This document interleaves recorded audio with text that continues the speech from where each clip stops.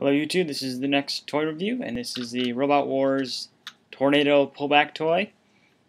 And as you may not know, Tornado is one of the best robots in the competition, especially after its first appearance. I mean, and of course for a lot of people it just brings up bad memories of, you know, when they cheated against Razor, although they weren't cheating. It was totally in the rules to use that entity. They weren't after not getting in the pit. They were trying to prevent Razor from getting into them, because Razor had done it before. Razor had actually got into them in the Extreme series. That's kind of another story. This is mostly about the toy, and the toy is pretty robust. I mean, it's got its nice little spinning disc. So I think Series 5, Series 6, something like that. It's controlled by the axle, as you'll find out later. The Hypnodisc one is done the same way. Unfortunately, it can't really run inverted under normal conditions. I mean, it can, but it'll have to run backwards if you want to run it smoothly. That's why I took out the back wheels. So this way, Tornado can run either way up, much like it did in the show. It can run forwards or backwards, no problem. And it also comes with a scoop. The scoop's pretty solid too. I mean, picking it on here, you can see. There you go. It's the scoop. It's pretty low to the ground. I mean, it's better than some of the other stuff. Some of the other toys are just too high of a ground clearance to make really any use. This is very solidly built.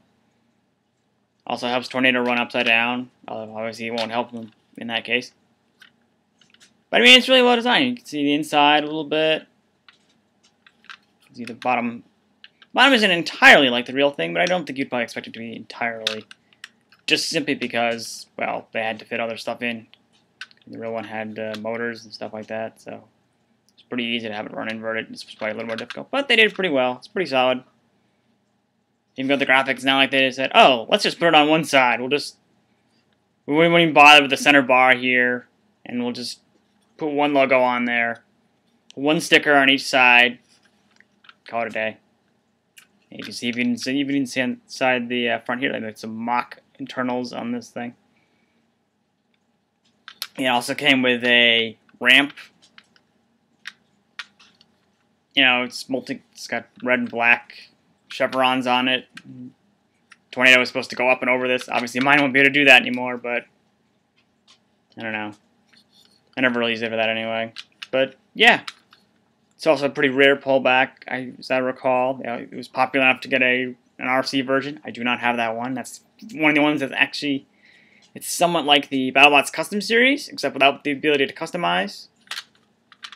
Because it's got a little hot spot where you hit it, it will stop moving. Sergeant Bash is the same way. But yeah, this toy is very solidly built. You probably have to pay a pretty penny to get it, but it's worth it. Thanks for watching.